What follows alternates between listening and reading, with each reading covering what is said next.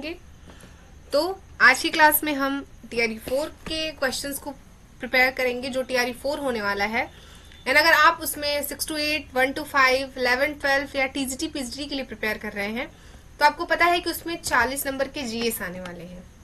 और ट्रस्ट में ये जो होते हैं ये गेम चेंजर का काम करते हैं, क्योंकि आप अपना सब्जेक्ट तो प्रिपेयर कर लेते हो बट कहीं ना कहीं हमसे जीएस छूट जाता है। तो हम आज की क्लास में और ऐसे ही टीआरई 4 में जो आपके 40 नंबर के जीएस होने वाले हैं जिसमें एसएसटी का पोर्शन होने वाला है, like history, geography and polity के जो 8-8 नंबर के आपके क्वेश्चंस होते हैं।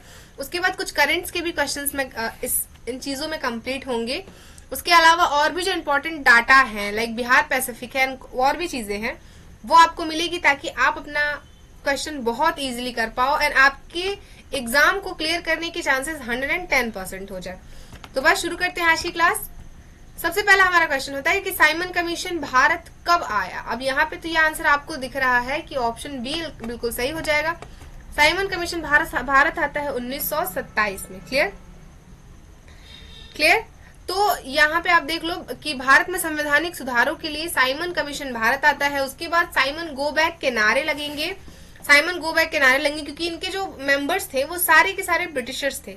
अब उसके बाद जब ये साइमन गो बैक का नारा लगता है उसमें लाला लाजपत राय जी को लाठी लग जाती है, मतलब उनके सर पे चोट लग जाती है और उसके बाद उनकी मृत्यु हो जाती है। लाला लाजपत राय जी के अंतिम वचन, मतलब उन्होंने ये कहा कि ये जो लाठी मेरे सर पे लगी है वो अंग्रेजों के ताबूत की आखिरी कील साबित होगी। क्लियर। भारत का पहला राष्ट्रीय उद्यान कौन सा था। अब ये भी आपसे पूछा जाता है कि भारत का यानी कि इंडिया का सबसे पहला राष्ट्रीय उद्यान कौन सा था। जिम्स कॉर्बेट कहाँ है, तो काजीरंगा नेशनल पार्क कहाँ है, आप मुझे बताइए। जिम्स कॉर्बेट कहाँ है, गिरी कहाँ है, सुंदरवन कहाँ है। सबसे मेजर तो चीजें यही हैं जो मैं ऑप्शंस आपको बता रही हूँ, इन सब को रिलेट करके क्वेश्चंस बनाए गए हैं। काजीरंगा नेशनल पार्क कहाँ है, तो काजीरंगा कहाँ होगा, जिम्स कॉर्बेट कहाँ होगा, गिरी कहाँ होगा, गुजरात, और सुंदरवन कहाँ होगा, तो पश्चिम बंगाल में। क्लियर। तो जिम्स कॉर्बेट जो है वो भारत का सबसे पहला राष्ट्रीय उद्यान था। और जिम्स कॉर्बेट कहाँ है, जिम्स कॉर्बेट जो नेशनल पार्क है, Jims Corbett national park Uttarakhand में है। क्लियर।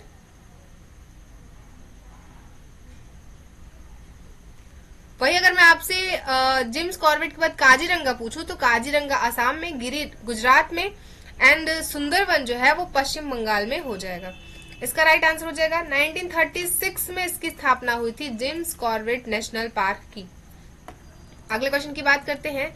ग्रीन रेवोल्यूशन का मुख्य उद्देश्य क्या था। ग्रीन रेवोल्यूशन का मुख्य उद्देश्य क्या होगा, उद्योग का विकास करना नहीं, शिक्षा, कृषि का उत्पाद बढ़ाना। देखते हैं पर्यावरण संरक्षण या शिक्षा में सुधार। यहाँ पे ग्रीन रेवोल्यूशन से शिक्षा में सुधार नहीं, ये कृषि को बढ़ाना था, यानी कि कृषि को बढ़ाना था। ग्रीन रेवोल्यूशन इन इंडिया से फूड प्रोडक्शन बढ़ा था, यानी कि इसका आंसर बी बिल्कुल सही हो जाएगा। एनडीए की संरचना किसने खोजी। एनडीए की संरचना किसने खोजी थी, न्यूटन, डार्विन, वॉटसन और क्रिक या मेंडल। इसका राइट आंसर हो जाएगा ऑप्शन नंबर सी बिल्कुल सही हो जाएगा, यानी कि वाटसन और क्रिक ने ढूंढी थी। क्लियर है। अगला क्वेश्चन देखिए। अगला क्वेश्चन है, आप इसको ध्यान से पढ़िए क्योंकि अगर आप अभी आप देख रहे हो कि एईडीओ का पेपर हो रहा है एंड एईडीओ के पेपर में जीएस के कैसे क्वेश्चंस पूछे जा रहे हैं। जिन्होंने भी एईडीओ का पेपर दिया है, अगर आपने नहीं भी दिया है तो आप उनके क्वेश्चंस पेपर को सॉल्व करके देखिए। बीपीएससी ही इस एग्जाम को कंडक्ट करा रही है एंड उनके क्वेश्चंस का लेवल कितना हाई है, मतलब आप सिर्फ रट्टा मार करके या फिर सिर्फ थोड़ा बहुत पढ़ के आप इस एग्जाम को क्लियर नहीं कर पाओगे, ट्रस्ट मी। तो ऐसा है कि एईडीओ टीआरई से पहले एईडीओ हो रहा है तो हम उस टाइप के भी क्वेश्चंस की प्रैक्टिस करते हैं ताकि हमारा एग्जाम बहुत अच्छे से क्लियर हो जाए और हमें बहुत पैनिक ना होना पड़े। तो आप इन कॉन्सेप्ट्स को समझिए और अपना आंसर बताइए। मूल अधिकार न्यायालय द्वारा लागू कराए जा सकते हैं। चलिए ये सही है या गलत। नीति निर्देशक तत्व न्यायालय द्वारा लागू नहीं कराए जा सकते हैं। दोनों समान रूप से बाध्यकारी हैं। आपको पता है कि हमारे जो मूल अधिकार है यानी कि जो हमारे फंडामेंटल राइट्स हैं वो न्यायालय द्वारा लागू कराए जा सकते हैं अगर आपके अधिकार आपको नहीं मिलते हैं। क्लियर। आपके अधिकार आपको नहीं मिल रहे हैं, जैसे कि मुझे अधिकार है बोलने का, मुझे अधिकार है घूमने का, मेरा अधिकार है, मुझे शिक्षा का अधिकार है, मेरे धर्म की स्वतंत्रता है, अगर मुझे नहीं मिल रहा है तो मैं आर्टिकल 32 के तहत सर्वोच्च न्यायालय चला जाऊंगा, यानी कि हाई कोर्ट, सुप्रीम कोर्ट चला गया। और 226 के तहत ये भी मेरा अधिकार ही है, आर्टिकल 32 भी मेरा अधिकार ही है। तो ये क्या है, ये मुझे अधिकार दे रहा है कि अगर मेरे मौलिक अधिकारों का हनन हो रहा है तो मैं उसके लिए न्यायालय चला जाऊं या चली जाऊंगी और मेरे उन अधिकारों की रक्षा सुप्रीम कोर्ट और हाई कोर्ट करेगा। क्लियर? तो ये तो सही है। अब इसमें ये भी देख लीजिए कि ये कहाँ से लिया गया है। तो 12 से 35 हमारे मूल अधिकारों के आर्टिकल्स हैं। स्वतंत्रता का अधिकार, समानता का अधिकार, धार्मिक शैक्षणिक अधिकार, धार्मिक स्वतंत्रता का अधिकार, ये सारे के सारे अधिकार है हमारे। क्लियर? आपको याद रखना है 12 से 35 तक। अब यहाँ पे आते हैं डीपीएसपी। डीपीएसपी हमारा यानी कि नीति निर्देशक तत्व। अब ये क्या है, ये राज्यों के लिए, ये एक निर्देश है, यानी कि जैसे आपके पास शिक्षा होनी चाहिए, ये मेरा राइट है, पर अलग अलग जैसे क्या था कि कुछ चीजें जो जरूरी थी उसे हमने मौलिक अधिकारों में रखा, और कुछ चीजें ऐसी हैं जो आगे समाज धीरे धीरे राज्य उसको पूरा करेगा, सबके लिए समान वेतन हो। क्लियर? संवैधानिक व्यवस्थाएं हैं, ये सारी की सारी चीजें क्या है कि जो भविष्य के लिए, यानी कि ऐसा नहीं है कि अगर आपके डीपीएसपी में जो चीजें हैं, यानी कि जो आपके नीति निर्देशक तत्व के आर्टिकल्स हैं, अगर वो आप पे अप्लाई नहीं हो रहे हैं तो आप उसको लेके न्यायालय चले जाइएगा, तो न्यायालय कहेगा कि नहीं भाई डीपीएसपी में लिखा है तो तुम्हें इसे पूरा कराना पड़ेगा। ऐसा नहीं है, यानी कि जो डीपीएसपी है वो न्यायालय द्वारा लागू नहीं कराया जा सकते। क्लियर? ये एक फ्यूचर की प्लानिंग है कि ऐसा हम आने वाले समय में करेंगे, ये हमारे राज्य ऐसे होंगे। अब हमने डीपीएसपी कहाँ से ग्रहण किया है, तो इसे हमने आयरलैंड से लिया है। एंड आप मुझे बताइए कि डीपीएसपी का आर्टिकल क्या है, नीति निर्देशक तत्व के आर्टिकल क्या होंगे। ऐसे याद रखो 12 से 35 हमारे हो गए मूल अधिकार। अब 35 से लेकर के यानी कि 36 से 51 क्या है, हमारे डीपीएसपी है, नीति निर्देशक तत्व है। वही 51A जो है वो हमारे मौलिक कर्तव्यों की बात करता है। दोनों समान रूप से बाध्यकारी हैं? बिल्कुल भी नहीं, यही हमारा गलत हो जाएगा। ये दोनों हमारे समान रूप से बाध्यकारी नहीं है, यानी कि ऑप्शन ए और ऑप्शन बी बिल्कुल सही है, यानी कि ए इसका सही जवाब हो जाएगा। क्लियर?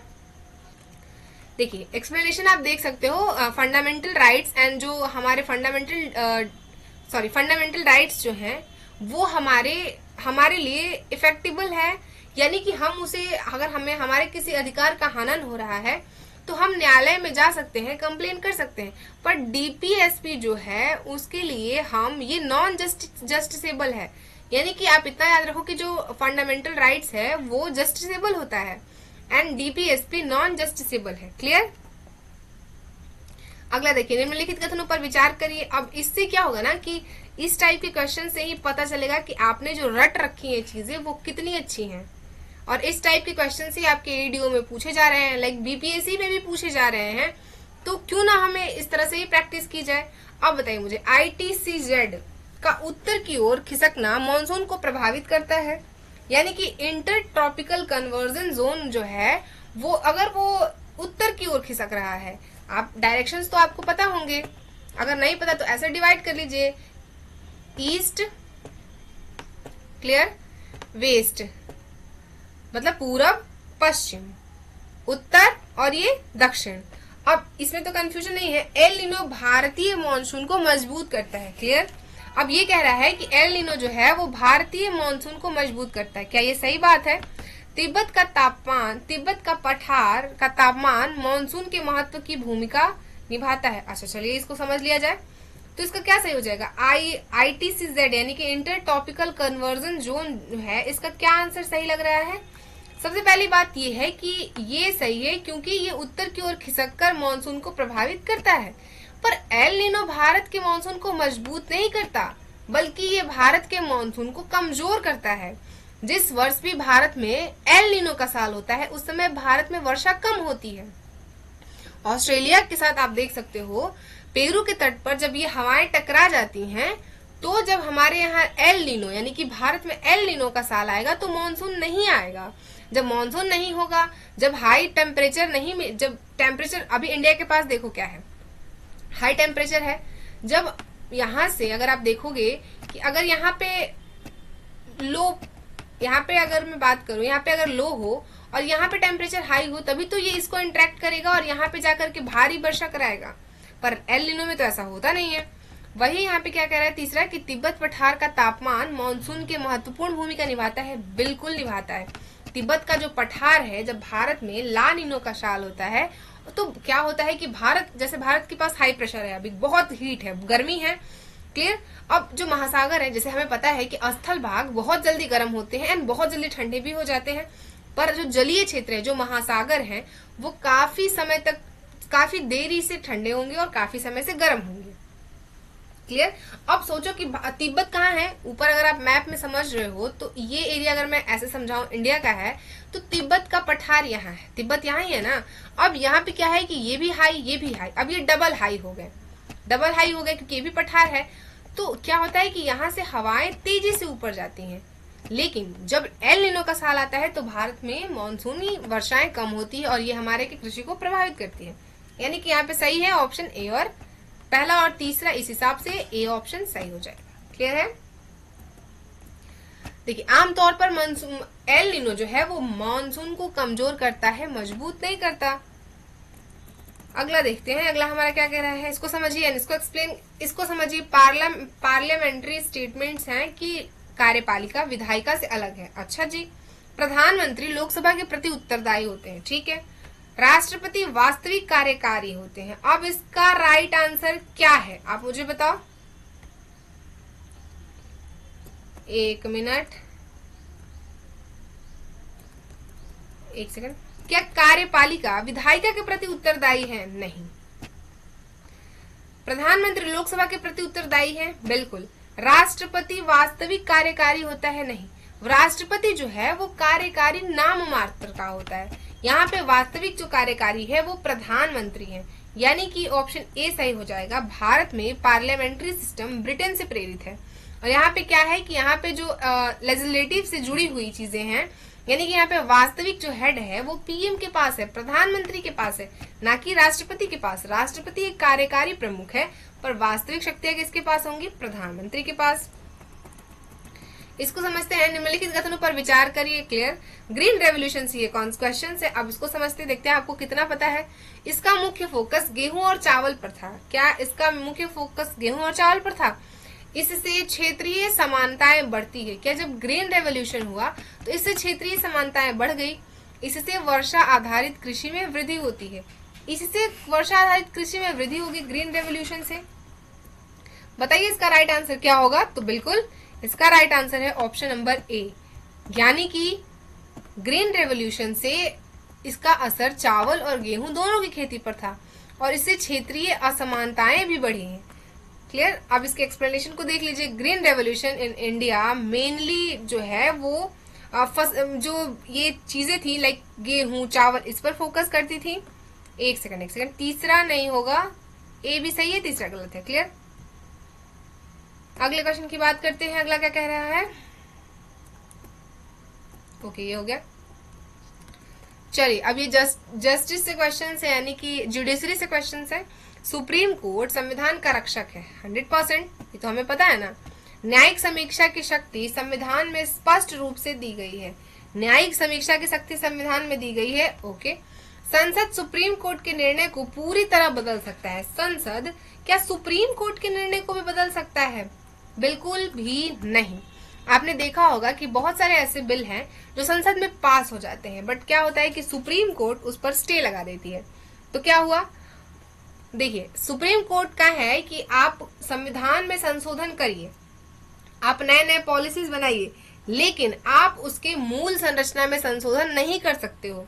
आप उसके जो मतलब बेसिक चीजें जो उसके स्ट्रक्चर्स हैं, मेनली स्ट्रक्चर्स हैं, आप उसे चेंज नहीं करोगे।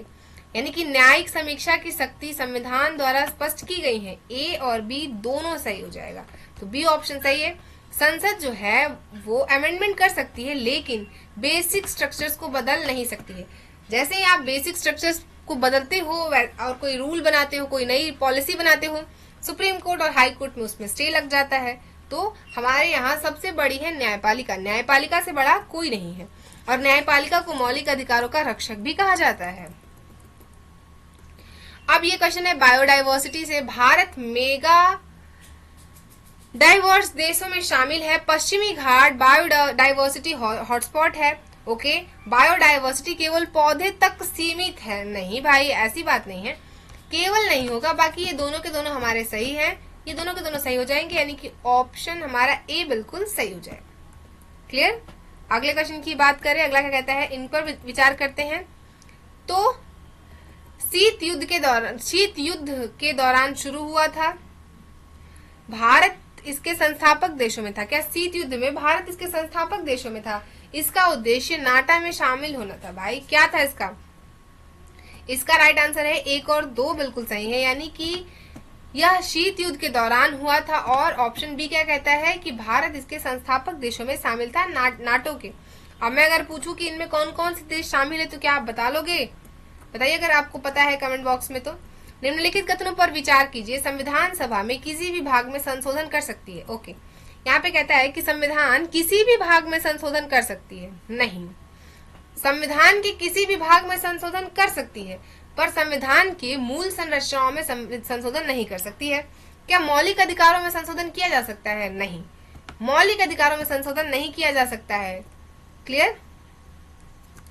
बेसिक स्ट्रक्चर जो है संविधान में लिखा हुआ है, यानी कि बेसिक स्ट्रक्चर जो है वो संविधान में लिखा हुआ है। नहीं, ये चीजें जो है वो समय समय पर हमारी न्यायपालिका बताती है कि ये चीज है जो बेसिक स्ट्रक्चर में आता है, यानी कि आप उसके मूल संरचनाओं को मत बदल दीजिए। ऐसा ना हो कि धीरे धीरे चीजें इतनी अलग हो जाए कि जिसको जो मन करे वो कानून बना दे और उसको इम्प्लीमेंट कर दे। ऐसा नहीं है।